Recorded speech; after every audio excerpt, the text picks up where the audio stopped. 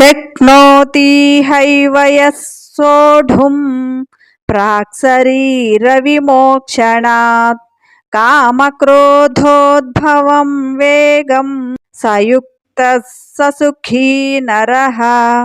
కామం అంటే మనకు ఏదైనా కావాలనే తీవ్రమైన కోరిక. ఇది వస్తువులు, వ్యక్తులు, గౌరవం, పేరు, ధనం, విజయాల రూపంలో ఉంటుంది. కామం తీరితే మళ్ళీ ఇంకో కోరిక పుడుతుంది. తీరనప్పుడు కోపం, అసంతృప్తి వస్తుంది.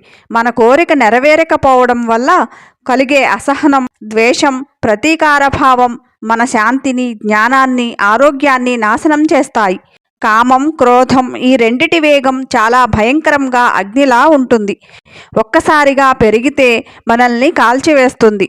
ఈ రెండు వికారాలు మానవ జీవితంలో ఉన్న శాంతి, ఆత్మవిశ్వాసం, బుద్ధి అన్నిటినీ నాశనం చేస్తాయి. జీవించి ఉన్నంతకాలం, శరీరం విడిచేంత వరకు కూడా మనం ఈ వికారాలను నియంత్రించగలిగితే అదే నిజమైన యోగ సాధన. నియంత్రణ అనేది ఒకరోజు పని కాదు, అది నిరంతర సాధన.